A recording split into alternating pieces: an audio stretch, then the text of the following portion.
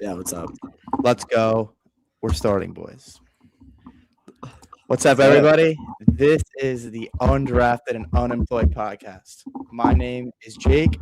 I'm a huge Bengals fan, and we're here talking ball. What's up, guys? My name's Brett. Yeah, we're super excited for this journey, basically, to give you guys a rundown on the podcast. It's going to be full NFL breakdowns year round. We're planning on dropping, maybe one episode every week. And there's always something to talk about in the NFL, whether it's right now, leading up to the draft, whether it's July, going into fantasy football or reacting to the games during the year. So we're going to grind, and our goal is to, we're two college kids looking to make it big and escape the matrix. So here we go. We are gonna make it out the Matrix, bro. We are, for sure. Yeah. All right, let's get it started, bro. All right. So, yeah, I'll start us off here, fellas. So essentially what we're going to do today is a top 25 NFL draft prospect breakdown. So this is not a mock draft, right? This is all about how good we feel these players are as prospects and not really taking too much positional value into account, whatever. So don't come at me when I don't have Fernando Mendoza at the number one spot, because he will not be. Who will be is going to be Arvell Reese, Ohio State linebacker.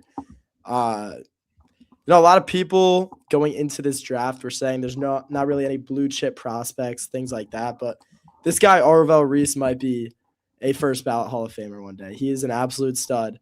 And the Jets are going to draft him at the number 2 overall pick. And, he might just transform the Jets into being an absolute powerhouse. Bro. Get the fuck out of here. So yeah, I'm a massive Jets fan, as you can see by my jersey. But yeah, so talk about Arvell. This guy's got a crazy high floor and high ceiling combo, in my opinion. Like, you talk about some of his elite attributes. He's got crazy play strength, his closing speed in the run game. He's already going to be elite against the run.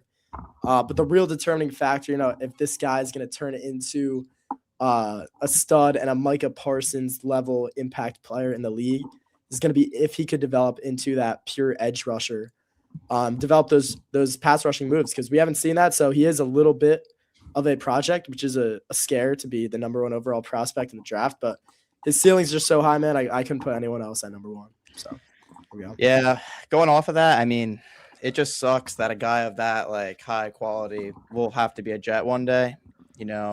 Jets are they're not great at making prospects good players, and he'll probably thrive somewhere else. Let's hop on to number 2. All right, dude. We got Jeremiah Love, running back out of Notre Dame. He's got home run speed. He's a very good receiving back. He's a very good pass blocker. He's got great balance and very good ball security. Barely fumbles. And definitely has fresher legs than a guy like Ashton Genty. I would also say that a team gets him possibly maybe the Arizona Cardinals or anybody like that. I mean, it's going to be a home run pick for them. And yeah.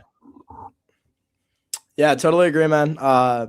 Running backs have been going pretty high recently in the draft too. So you never know. This guy might be a top 3 pick, even though a lot of people say they're not, don't have positional value. Debatable. Number 3. This guy was an absolute monster at the draft combine. Stock flew through the roof, and it's very deservedly so. His name is Sonny Styles, another linebacker out of Ohio State. 2 out of the 3 top prospects. That's kind of crazy. This dude, I mean, he might be the greatest athlete we've ever seen at the linebacker position. He'll be the Mike linebacker for whatever team he goes to. He broke records, I believe, at the combine in terms of his vertical jump. He also had a crazy fast 40-yard dash, things like that. But the combine can be a little overrated at times. But, I mean, this dude, if you watch his tape, his intangibles, or if you watch his tape, he doesn't miss tackles. He doesn't make his tackles good in pass coverage, yada, yada. But he's also got great intangibles. This dude was the brain behind the Ohio State defense this past year, which had great players that we're not even done getting to in this video. So, he has all the tools to lead a defense, and he should absolutely be the number 3 overall prospect in this draft. Yeah, and that will also be a future Cincinnati Bengal. Will be an all-star. I don't know about all that, man. Yeah, for sure. That's kind of a long shot, you know. Let's look at this comment by at Tristan Dowson. So, Brett, what jersey are you wearing that's from the Jets? Yeah, so I mean, not to go off on a long tangent or anything, but kind of have some unlucky, history with Jets jerseys, buying guys like Mark Sanchez, Elijah Moore, which I'm repping right now. Elijah Moore, bro. Elijah Moore. Yeah, we had Jamal Adams, we had Marcus May, we had Darrelle Revis. I mean, he was a great Jet. But after I bought each of these jerseys, within 1 or 2 years, these guys either left the team or fell off a cliff. So I think I'm done buying Jets jerseys. The last one was Sauce Gardner. It wasn't even a Jets jersey. It was his goddamn college jersey, University of Cincinnati. And even he got traded and fell off. Yeah, even though he's a first-year All-Pro. So maybe it's time to give up the Jets. Tristan, valid question, but unfortunately, I'm done buying Jets jerseys. Yeah, it's not gonna happen.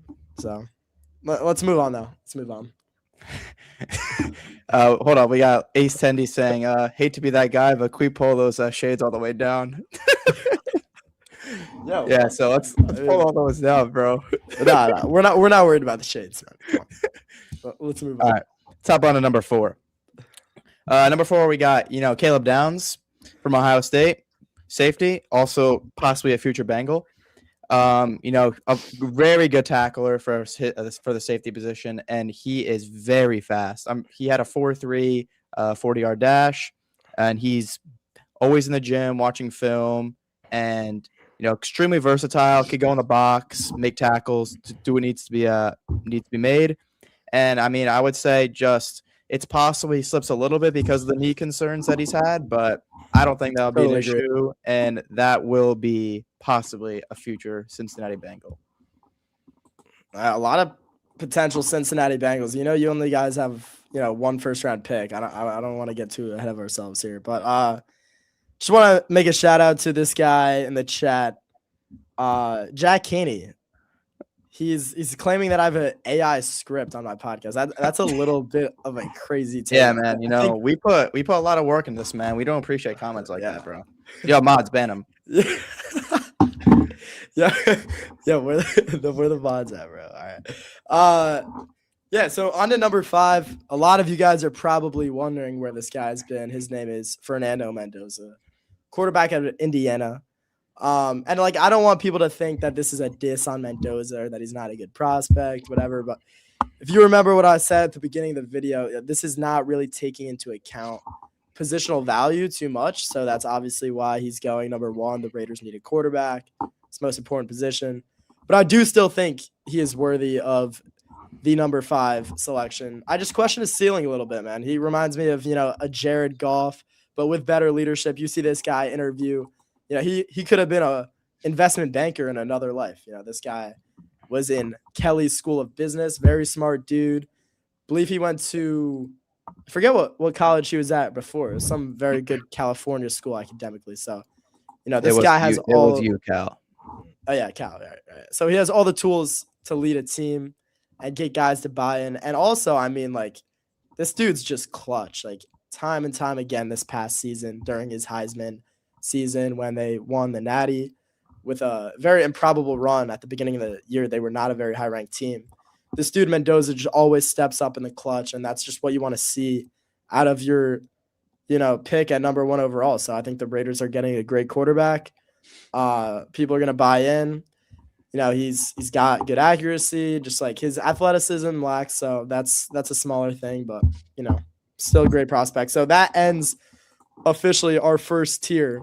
Now we're going to move on to tier 2. So definitely a little bit of a drop off for these next guys for sure. Yeah. Let me just look at this comment here by Marco Nazer. Can you make me mod? Donate money and maybe you'll get mod. Yeah. Oh yeah. By the way, we forgot to plug this, guys. There's a lot of, equipment and effort that goes into the production of this podcast. You can see we both got some fancy new high quality microphones here. So anyone that wants to make a donation or anything, it's very much appreciated. It'll all be reinvested back into the company. So we're trying to do the best we can. And if we get enough support from our fans, maybe we could even get an upgraded studio setup. You never know. So Yeah, exactly. we'll see, man. All right, moving on to tier 2. We got Ruben Bain from Miami. Also, very possibly could be a future Bengal.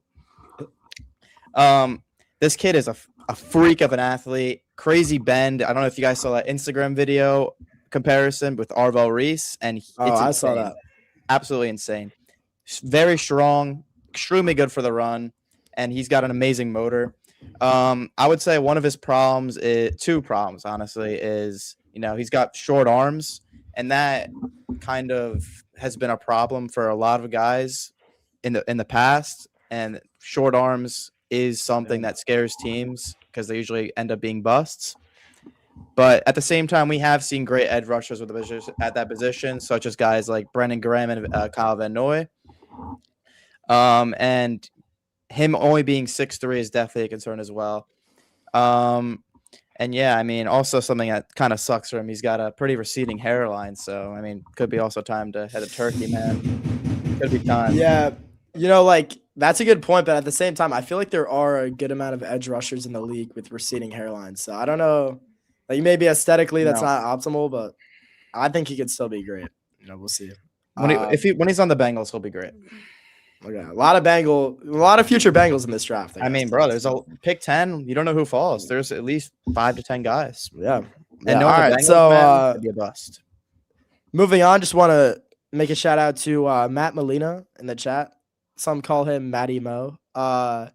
He asked a question: where does Matt Paleshi land in this draft? That's a great question. Definitely a guy with, a lot of meat on the bones, low center of gravity.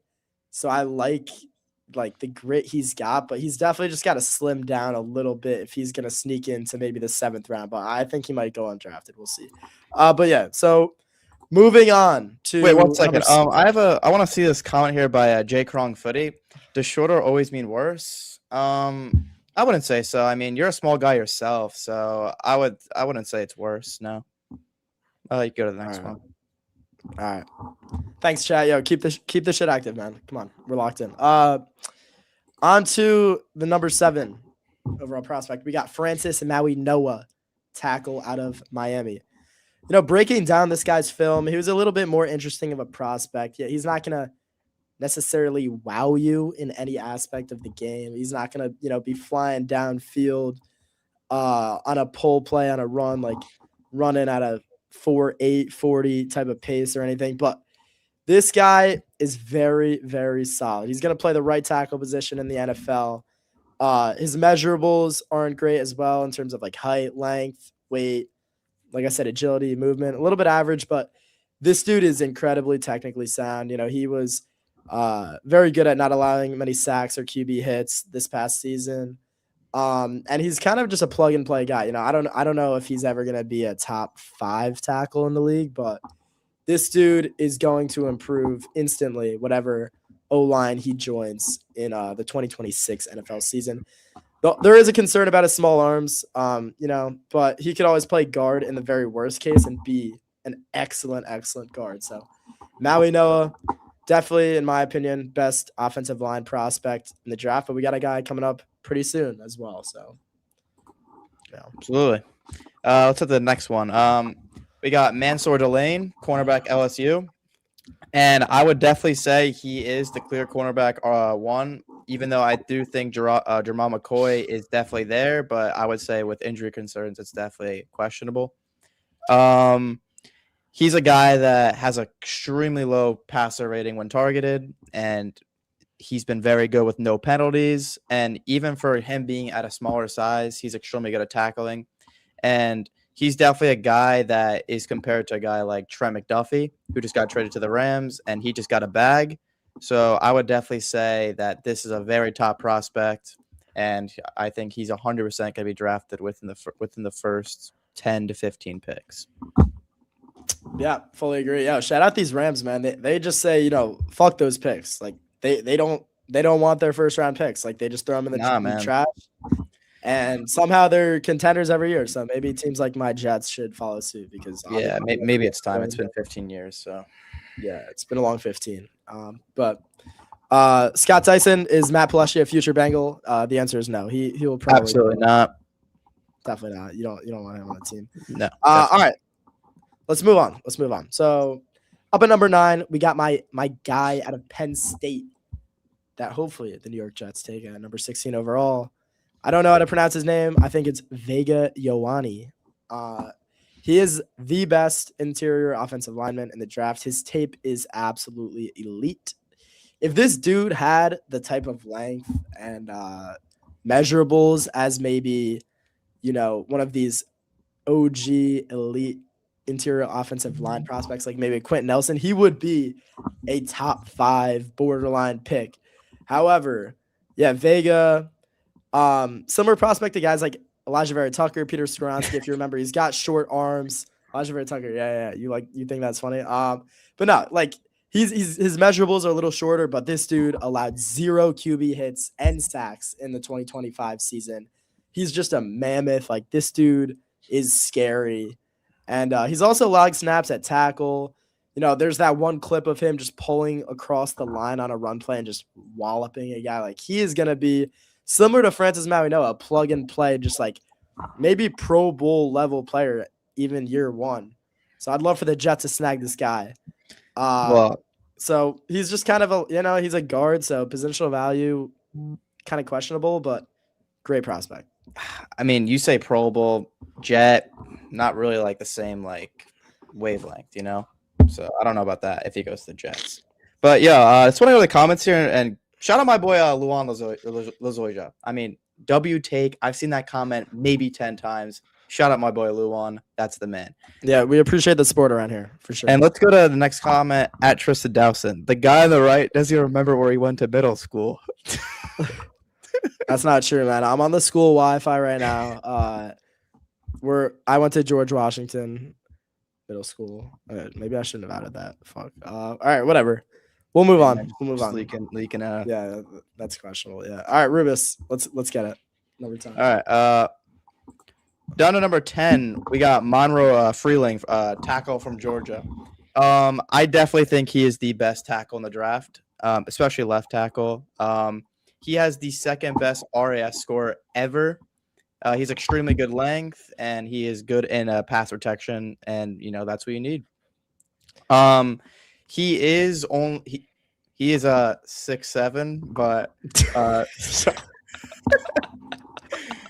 he weighs 315. But yeah, I think he definitely needs to add some weight because he struggles in the run game. And yeah, he seems like he definitely is a project pick, but his ceiling is very high. So I would think for sure a team takes a chance on him, and it could definitely be a very good pick. Yeah, just want to clarify any potential questions with some viewers that aren't, as in tap with the NFL. So Rubus referenced the RAS score. That's kind of like a new athleticism score that's been developed based off of combine metrics. So this dude is the second most athletic tackle to ever come out of the draft since this RAS score has started being tracked. So, I mean, some rare athleticism. We'll see if he can get the right coaches to develop him. Mods, let's ban Dylan Rubus, please. Grown adults, by the way. We don't need that kind of those. No, we don't need to ban him. We take the friendly fire. That's fine. We don't like those comments around here, man. We don't. No, I mean that's all right. Like, just nothing too crazy. Was like it's fine. Yeah. Moving on. Richie S4163. That kid sounds like a squid, but he's kind of wondering what is my thoughts on the Jets' upcoming record this season. I think, we had a rough season last year, but we've made some excellent free agency signings. You talk about guys like David Onyemata. You talk about guys like Joseph Osai from the Bengals. Who? Bunch of who's, bro. You talk about guys like Minkah Fitzpatrick, Demario Davis. Yeah, you're not saying who to those guys. So, and we have a ton of draft picks. So, I think we could upgrade to maybe 6, maybe 7 wins this season. And maybe next season, make a playoff run for the first time in 17 years. All right. On to the next one, David Bailey, edge out of Texas Tech. I'm sure a lot of you guys have been wondering, where is David Bailey? Like, he has been mocked to the Jets at number 2 in some mock drafts, where I would probably want to kill myself if that happened. Yeah, Me personally, man, I'm a lot lower on him than the consensus. I think he is a great speed rusher. I agree with that. His get off is kind of ridiculous. He's got good bend, but I question if he could still do that at the NFL level and just rely on speed. He lacks strength. He's 250 pounds. Uh, he doesn't really have any bull rush type of moves. He's kind of a one-trick pony, in my opinion. Now, I will say he's very, very good at that one trick, and that can get him some sacks this year. But, a lot of people talk about Ruben Bain's short arms and are a little bit skeptic on him. But I'm skeptic on, can David Bailey play on rundowns? Because you might be taking a guy in the top 10 that might have to be taken off the field on rundowns because he just can't stop the run. Think of a guy like Bryce Huff, successful on the Jets, but he recently retired because he can't stop he can't stop the run. So that loses a lot of value in the NFL. So a little lower on him. At the same time, though, he is very productive. He was very productive in college, and that could go a long way. I agree. I mean, he's still the 11th overall prospect. I still think he'll be a good player. Just want to clarify, but a little lower on him than consensus. At Ace Tendy, no, we have not gone to Sadiq yet. It's upcoming though. Don't worry. Oh, he's almost here. Don't worry. Let's go to number 12. We have Carnell Tate, Ohio State wide receiver. I would say that he is a very good wide receiver. He has comparisons to guys like Puka, Adams, Lamb, and mostly because he ran a pretty slow 40-yard dash for a guy that's probably going to go top 10. He ran a 4.5, but like I just said, guys like Puka ran, I think, slower than that. So, but yeah, at the same time, he has amazing route running. He doesn't drop the ball, which is very important, and there's tons of receivers that struggle with that. He's got a very good very good size. He definitely is a bit slim, but that can easily change for just one good offseason. Definitely a disappointing college football game in the semifinals, but I would say that, having Jeremiah Smith to your side, he's an elite prospect for next year, and he's going to be a top 3 pick no matter what. But at the same time, great red zone threat, very high floor, and I think whoever gets him is getting a very good player, possibly the Tennessee Titans. Yeah, they could maybe the New York Giants.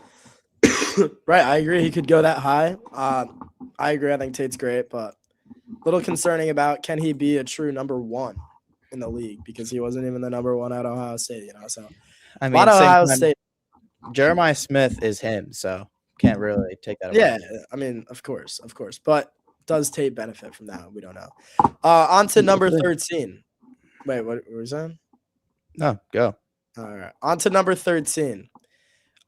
Here's Kenyon Sadiq, Oregon tight end. Ace Tendy.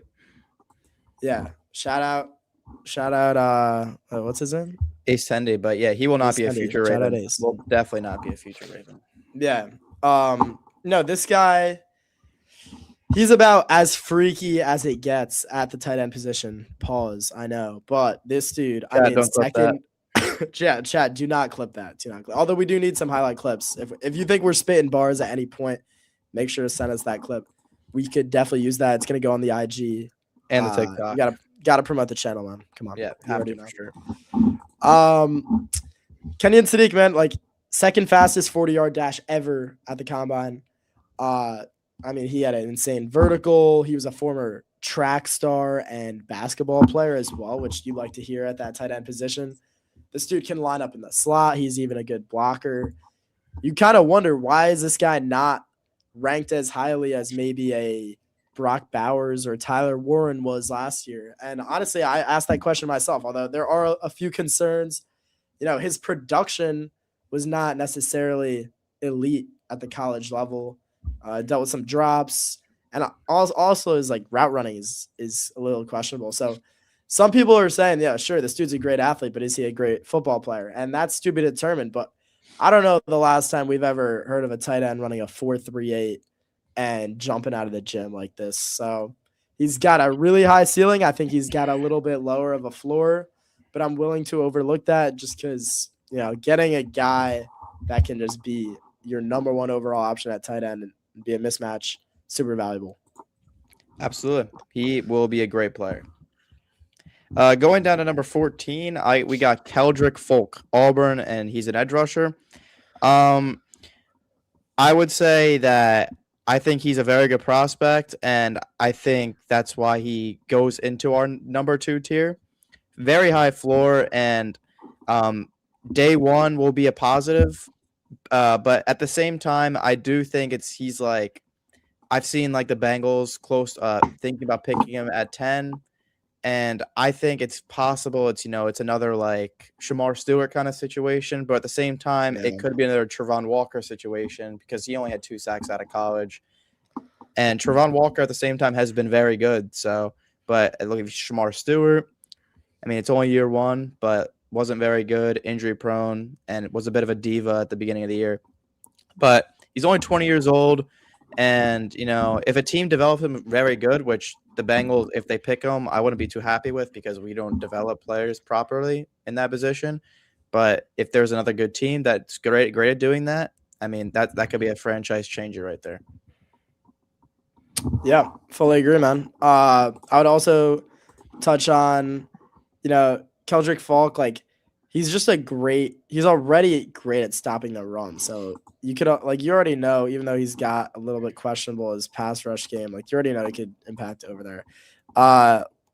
Let's check the chat real quick. Christopher Angus, I love you, Brett. Really appreciate that, man. Love you too. Yeah, we love that support. Joe CLRK, interesting name. I don't know if you mentioned Sadiq, but he's not going that high. Like I said, man, this is not a mock draft. This is our personal prospect rankings. Do I think Sadiq's going that high? I don't know. Is there a landing spot for him at 13? Maybe, maybe not. Maybe he goes at 20. But I do think that he is the 13th best player in this draft. Not even talking about positional value. So maybe like you give the tiebreaker to a cornerback and the edge, something like that. What about Geno Smith from Tristan Dawson? What do you think of him, Brett? Geno Smith? Oh, I mean, dude won most improved player, just 2 years ago? So he had a great season on the Seahawks that year. Wait, sure, he had a year? Yeah, he had a terrible year, but I mean, the Raiders had the worst offensive situation in the league. You look at the Jets. The Jets don't. You look at the Jets, man. They got 2 elite young tackles, and they have a pick they could use on the interior O-line. They already have, guys like Josh Myers, guys like, what's his name? Joe Tippmann, who moved to guard. We got Garrett Wilson. We might add a receiver in the draft. We got Breece Hall coming back on the franchise tag. We got some weapons. So I think Geno, he's not going to be a stud, but he can definitely have, a bounce back type of year and drive the Jets to maybe eight wins, hopefully. All right. Let's relax. There, come on, man. And Breece Hall will be traded by week 8. Yeah. On to the next one.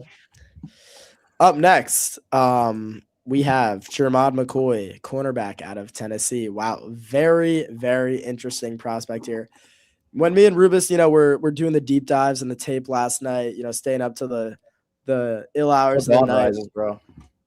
Doing the breakdowns. We really had a huge debate on McCoy. But as of today, he had his pro day and he ran a 4.38 40. He had, Rubus, you could talk a little bit about that if you want. I mean, yeah, he ran a 4.38, and there are a lot of concerns about his knee. But I mean, if he's doing that right now, I mean, I really don't think there's much to worry about right now. Yeah, fully agree. So we had this guy, ranked around 25-ish at the end of our list, but we really had to bump him up after that pro day. Injuries still are a true concern. He tore his ACL in January of 25. And reports were that he could have played at the end of the season, but him and Tennessee kind of came to this mutual decision that it's best for him to hold out, which made sense. But then why didn't he participate at the combine? What's up with that? So we were a little skeptic, but this pro day kind of shuts people up. And his 2024 tape was better than Mansour Delane's 2025 tape. I mean, this dude was a stud in 2024, and he forced turnovers, had 4 interceptions, unlike Mansour Delane. So, I mean, this guy, he did have 8 penalties that year, but he's an absolute stud. And if he's healthy, if you tell me right now he's going to be healthy, you could move him up to the top 10. But I mean, I think it's even reasonable for him to go over Delane if a team wants to take a huge risk. I mean, I think people could easily have him above him. No, I wouldn't hate that. Maybe not the direction I would go, but Delane is a little undersized and McCoy is not. So All right, let's head up to number 16.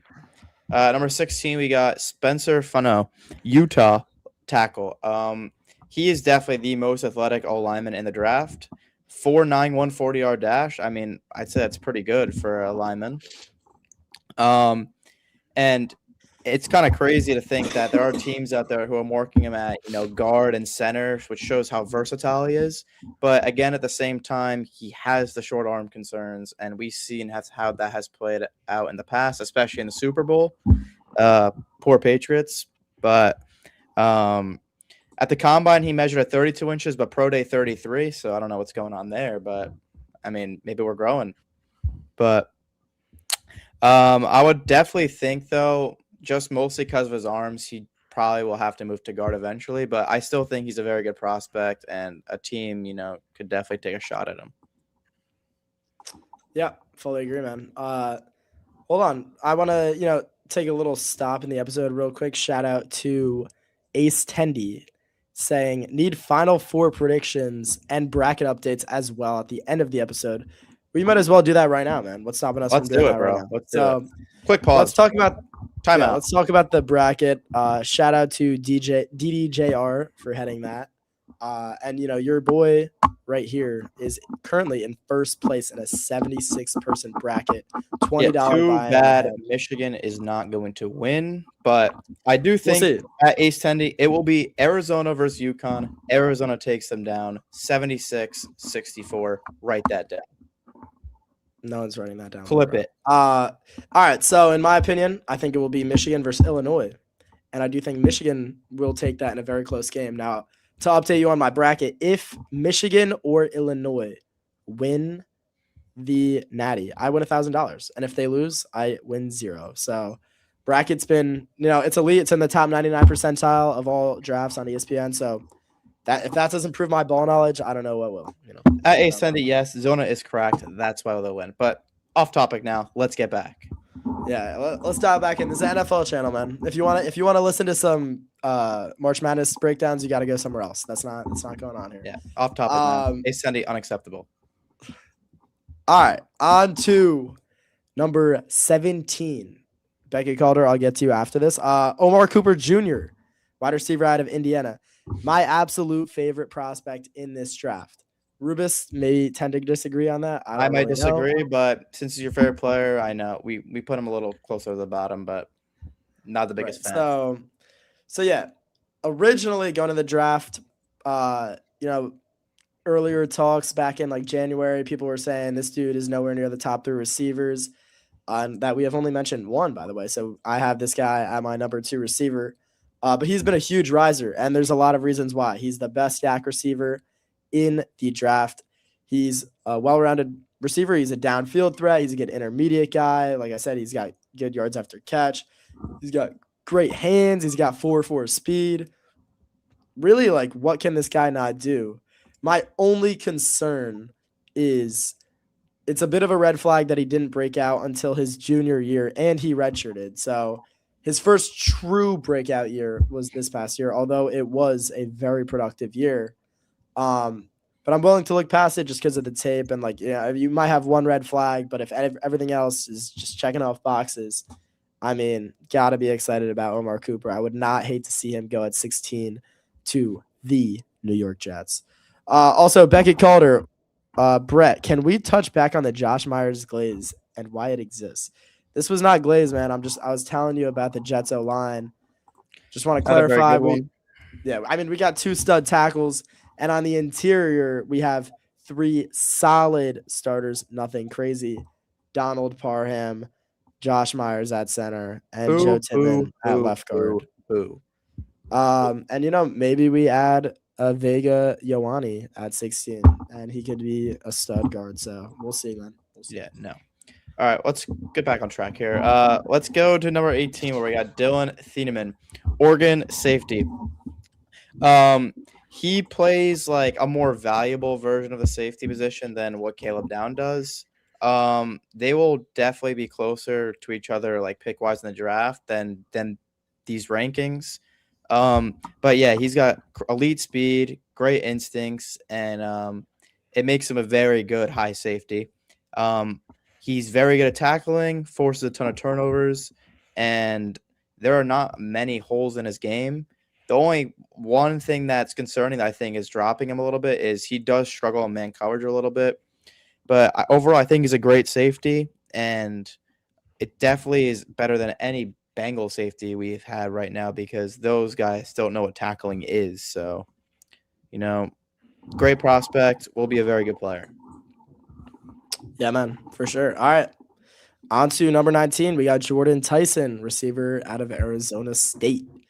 Uh, so what I'll say, yes, this guy does have injury concerns, but excuse me.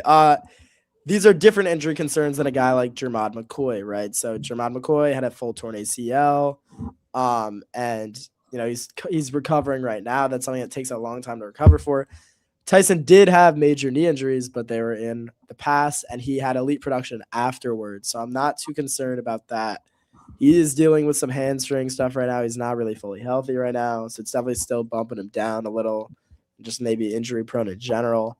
But I mean, if you look at this guy's, the rest of him as a prospect, he dominated the target share at Arizona State. He's the best route runner in the draft. He just separates like crazy. He's got great body control, stuff like that.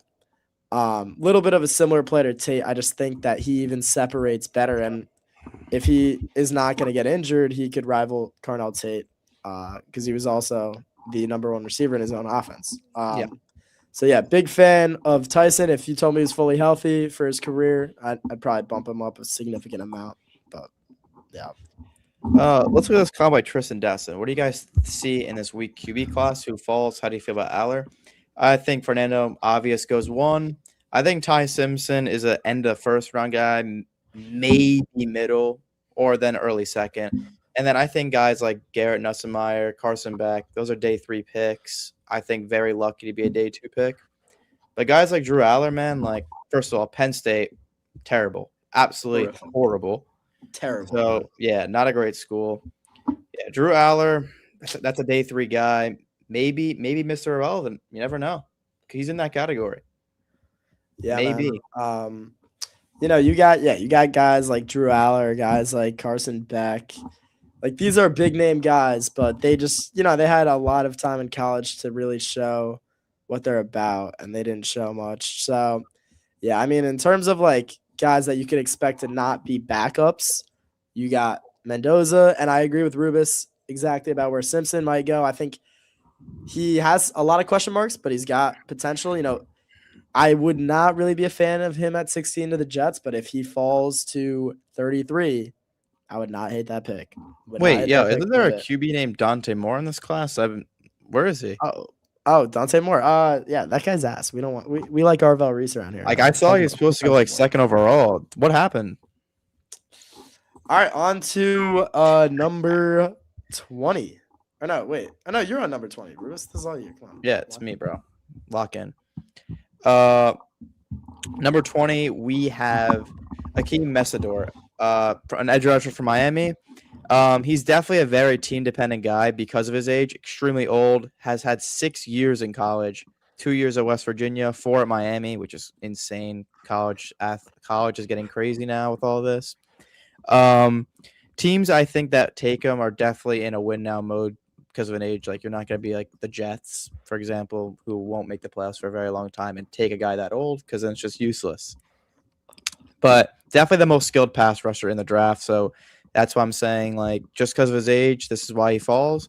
But he had 13 sacks this season, extremely dominant, and he definitely has potential to be better than Ruben Bain. He does have an injury history. That's why he has 6 years, tons of injury red shirts. So that definitely was why he was still in college. But definitely has a high floor, low ceiling. And I think only contenders will be teams that take this guy. Yeah, great take, man. I think that kind of makes sense why he might go in the 20s, maybe, even though he's got a lot of talent. Teams in the 20s are contenders, so they might want him to help them, get over that ledge. On to number 21. Wow, this guy is pretty low, but we have some reasoning. Makai Lemon, receiver out of USC. Most people's, number 2 overall consensus receiver. The reason we're low on him, man, his intangibles. I mean, if you look at his combine interviews to the reporters and stuff, I Shaky, mean, man. What's very, what very are these shaky. faces, man? Like, kind of Yeah, scary. I mean, just putting on a real weird appearance, a little bit, Definitely not a a lot fan. unprofessional, and sure, he's a receiver. Receivers can be divas, shout out AJ Brown, yada yada, but this is a bit different. This is teams reportedly crossing him off their draft boards, and I don't blame them. I mean, do you really want a guy in your locker room who's just going to not contribute to a winning Or culture? No. or staring at you like the way he was to the reporters. I Yeah. mean, that was kind of scary, man. Yeah, and I mean, coincidentally, right after there's reports that he bombed his specific interviews with teams as well. So, with that being said, he's still going to be a first-round pick, and he's a first-round talent. I mean, if you watch this guy play, his obvious comp that a lot of people make because he's from USC as well as Amon-Ra St. Brown. I mean, he's a very talented route runner, especially his body control and, like, football IQ. Like, his regular IQ is debatable, but his football IQ is very good. Has those late hands and everything. So he's still a very good prospect on paper, but when you put the full thing together, big questionable, man. Big questionable. Definitely. Let's head to number 22. We got Emmanuel McNeil Warren. He's a Toledo safety. Toledo, man. These are second time in 4 years. We had Quinyon Mitchell 2 years ago. Toledo's producing some great defensive backs over here. But yeah, very intriguing prospect. Elite measurables, super athletic, and he hits very hard. Very good at forcing fumbles, and he was the number 1 ranked safety by PFF last year, so that's definitely going to be on teams' radars. And the one question you may have is he only putting up these numbers because he plays bad competition at Toledo? I'm gonna say a little, like, I would say maybe no before Quinyon Mitchell, but look at Quinyon Mitchell now. He's an All-Pro, one of the best corners in the league, but he is not good at man coverage and can take bad angles towards the ball carriers. Looking at film and all that, but I do think he will be a very good player in the NFL. And I think Quinyon Mitchell being as good as he was kind of shows what he can bring to the table. Yeah, I really agree with that point. Kind of disproves a lot of those Toledo haters. A lot of Toledo haters out there, man. A lot of Toledo hitters, but yeah, I mean, this guy, if you want, like, look up some Emmanuel McNeil Warren highlights, and you will be entertained, bro. Like, you will. That stuff, it's fun. He lights people up. So, all right, that is the end of tier 3. Not sure if we mentioned it before, but the end of tier 2 is after Keldrick Falk and before Deron McCoy. But now this is our last tier of the top 25, tier 4. Three players left. 3 players left. First up, Caden Proctor, tackle out of Alabama. Man, I feel like every year there's a tackle out of Alabama in the first round. I mean, they roll these guys out, but they do. And I think there's been good production from like guys like Tyler Booker, Dickerson. Even though they weren't tackles, Alabama's producing from the line. Yeah. But at the same time, you not do everyone, have guys like Evan Neal, but guys like Evan Neal. I believe Jedrick Wills went to Alabama. Not fully sure, but he wasn't. He did. Yeah, he did, and he wasn't a great tackle either. So, I mean, but we don't analyze the school, we analyze the player. And Caden Proctor, I mean, this dude is an absolute mammoth at 6'7", 350 pounds. Reminds me of Mekhi Becton come out of school, man. He's just a mauler in the run game. And he's also super, super athletic. The thing is, though, as a freshman, dude allowed 12 sacks, but he improved a lot this year. He's just super raw, and he honestly might need to lose a little weight for some of those injury concerns, stuff like that. But he's a high upside player, man. You give him to a good team late in the first round with some good offensive line coaches, he could be a stud. So we'll see. Could be. Heading down to number 24, second to last guy, we got Avion Terrell, Clemson cornerback. Yes, he has the same last name as AJ Terrell, and that is his brother, same college as well. He has similar archetype to Mansour Lane, plays same way. He's a small size and length, but He's a very good corner, fluid, elite tackler, and great at the peanut punch. He has played well outside and at nickel, and there are people who do think he is a lot better in the slot, but he's a guy that will definitely be a good player right away. But there is something to point out that there were reports that he did get hurt on his 40-yard dash recently. I believe that was today, so definitely could be a big concern. But at the end of the day, it is only March, and yeah, you never know. I mean, the team definitely could easily take him, and you get a stud. Yeah, saw that report as well. I mean, I'm sure we'll get more clarity on that injury before the draft comes around, so not a huge concern right now. But yeah, I mean, this dude, he's a little smaller, but he's got tenacity. He tackles hard. You know, kind of reminds me of a guy like me. So yeah, Yeah, no. Yo, shout out Luan. All right. W take. Shout out Luan. What a guy. All right, What a guy he on is. to our last prospect of the video. Just want to say, man, it's been a pleasure talking to everyone in the chat. You know, we really appreciate the support. This is just Day the one, beginning. many more to come. Oh yeah, and you know, we might have some guest speakers on here. You know, when two Never guys know, like man. us have ball knowledge. We have connections who also have ball knowledge. We'll so take a we can lot. talk We'll take a lot to get on this kind of podcast. You know, interviews, Yeah. money. We'll have to be involved. So Yeah, so you know, keep coming back. But last guy, we got TJ Parker, edge out of Clemson. This dude is probably the most boring prospect I have analyzed. Like he's pretty boring, but he's still a good player. You know, like he does all those little things well in terms of an edge. You know, he's got good hand placement, got good IQ. Like he can read.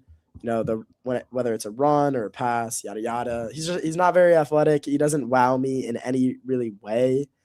And he also a little concerningly had a much better sophomore year than his junior year. So, you know, people Decline, thought man. Decline. not what you want to see. I mean, Definitely can't not penalize what I him. see, man. You don't want to penalize him for a good sophomore year, but like, you know, you want to see guys improve. So May not check all the He- boxes, man. he's a lower ceiling player, but I still think he'll be pretty solid. Just you know, he'll be a contributor in the league for sure. Yeah. So that's all we got for you guys today. Rubus, you got anything to add or Nah, man. I no? mean, you know, stay tuned. Appreciate all the support today. Appreciate all the comments, and you know, a lot of more streams to come. Once a week, maybe even twice a week, maybe a little bonus stream, but never know, man. So be ready. Yeah. Keep those noties on, and Oh Yeah, yeah, man. yeah. Everyone in the chat right now, I need you guys all to turn on your post notifications. and Next send our pod- channel out to everyone you know, your girls, your parents, everyone. Yeah, bro. But I mean, watch it. Yeah, I don't know if you want your girl watching us on this podcast. That might get a little bit Yeah, dicey. Might But get some DMs, man. But nah. Fade that. But anyways, yeah, we really appreciate the support. And you know, we want to get to know you guys. Keep typing in the chat. Keep asking about us. We'll ask about you guys. You know, this podcast is meant to be the spread of ball knowledge as well as a tight knit community. You know, maybe throw some humor in there that these professional, you know, sports analysts not necessarily are gonna have. We're just two college kids. We're trying to make it big. We're trying to escape the matrix. So yes, we will. And that's it, guys. That is it from Undrafted and Unemployed. Thank you, guys. yes, sir. Catch you next And time. shout out 15 years. Let's Shout go. out 15 years Jets. We'll never make the playoffs again. Yes, sir. All right. See you guys. See you guys.